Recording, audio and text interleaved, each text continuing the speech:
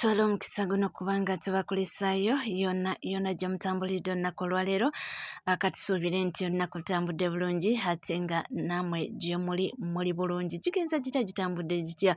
Tusuubira nti olunaku lutambudde bulungi era nga tubaaniriza ne sikwaniriza yonna mwenna abali ku NCK TV mwebali kubanga muli naffe, mwebali kutambula naffe. Oyo yenna tana subscribinga ke kaseera okubanga osubscribinga oringinge that notification bell, sharing liking sako n'okubanga leka comment ebisigadde butereevu amawulire nja kubanga ngakuwa.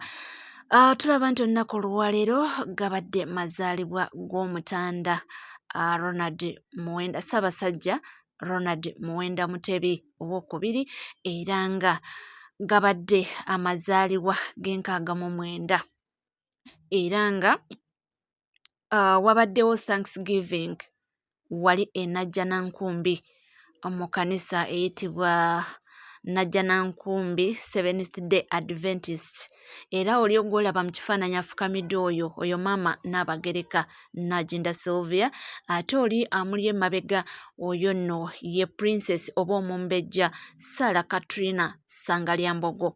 Babaddeyo butereevu okuba nga basiima oba nga beebaza Mukama Katonda okuba nga asiimye n'akuuma Omutanda okutuuka ku mazaalibwa g'69 era okulabika nga n'olunaku olwaleero akyamukuumye nga mulamuttuku. Abantu bangi bagenzeeyo okuba nga bagenzeeyo ku Thanksgiving eno era bangi nga w'omanyi abannabyabufuzi, abantu kuva mu nsonda zombi babaddeyo. Mpozzi okwawukanako ne birthdays endala ezize zibaawo, Mutanda tabaddeewo, Ssaabasajja Ronald Muwenda Mutebi tabaddeewo. Kyetutegeddeko nti tali mu ggwanga wano eno mu ggwanga Uganda. Kyeva olaba olwaleero temulabye keeke. Birthday ziri endala twalabanga ng'Omutanda abaawo ne celebratinga ne tusala keeke abantu nga bulijjo, naye Omutanda taliiwo. Kyentegeddeko nti taliiwo, mbu tali mu ggwanga. Kyeva olaba nti okujaguza amazaalibwa ge kuyitidde mu ssaala, ne bagenda mu church okusiima Mukama Katonda oba Omutonzi okulabika ng'asiimye Ssaabasajja Ronald Muwenda Mutebi n'aba nga amwongerako omwaka omulala. Ndabye abantu bangi nga bamusindikidde obubaka obumuyozaayoza okuba nga olunaku olwaleero atuuse oba ayo Mukama amwongezzaako omwaka. Ndabyeko omukulu ow'ekitiibwa pulezidenti w'ekibiina kya NUP omukulu Robert Kyagulanyi Ssentamu ng'amusindikidde obubaka ng'agamba nti nkuyozaayoza ayi beene era nsiima Omukama Katonda okulabika ng'olunaku olwaleero asiimye era n'akukuuma n'otuuka ku mazaalibwa g'69. N'amugamba yogayoga Ssaabasajja era nti owangaale era weeyongera okuba nga olamula Obuganda. Bangi message nnyingi nnyo zifulowinze olunaku olwaleero nga zimuyozaayoza okuba nga atuuse ku lunaku olwaleero era Mukama mulungi nnyo kubanga bingi nnyo ebibaddewo.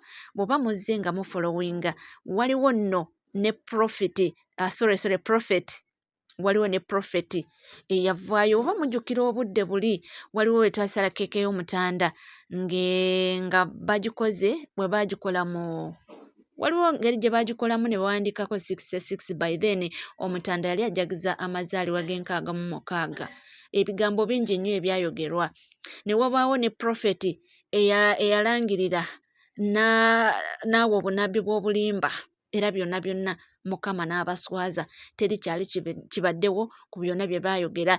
Oyo prophet yatuuka n'okuba ng'ayogera ne ku keeki eyo gye twasala, n'ayogera ebigambo ebyali by'ensimattu, naye Mukama mulungi nti n'olwaleero Ssaabasajja akyaliwo era gy'ali mulamuttuku, era tusaba nti Mukama Katonda yeyongera okuba ng'amuwa obulamu, bwe tusuubira nti era gye buli era ajja mmuwa asigale nga alamula Obuganda. Nga bwe nkugambye nti okusaba kuno Maama Najinda abaddeyo butereevu, engeri Ssaabasajja gy'atabaddeewo, Maama Najinda abadde alina okubaayo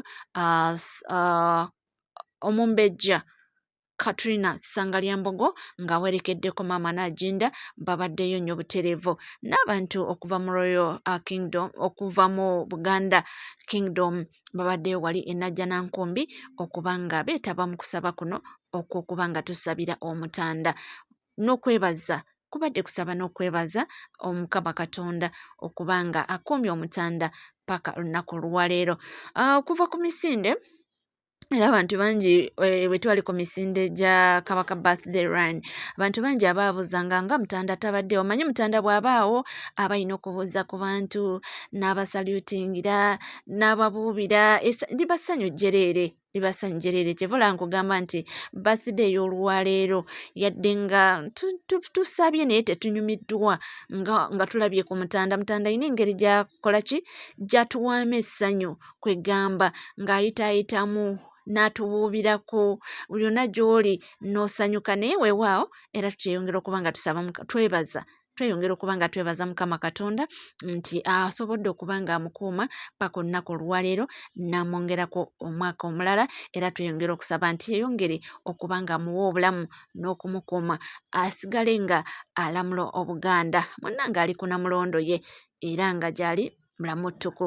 Tusaba nnyo era tumuteeka musaala buli lunaku nti yeeyongera okuba nga akuuma Omutanda waffe eyo gy'ali era nga tusuubira nti wanaaba akomyewo bingi nnyo byonna bijja kuba nga bibaawo kyesimanyi oba bajja kuba nga bateekateeka nti wanaaba akomyewo oba celebrating awo simanyi naye ndowooza byonna tujja kuba nga tubitegeera mu maaso awo singa wanaabaawo engeri endala nti oba oliawo lwakuba tabaddeewo bamutegekere nti asale keeke ng'ajaguza amazaalibwa ge. Mmanyi amazaalibwa oyinza okujaguza olunaku lwonna yadde olwaleero luno lwe bakuzizza n'okusaba lwe lunaku yazaalibirwamu naye asobola okucelebratinga olunaku olulala n'asala keeke n'agabula abantu be.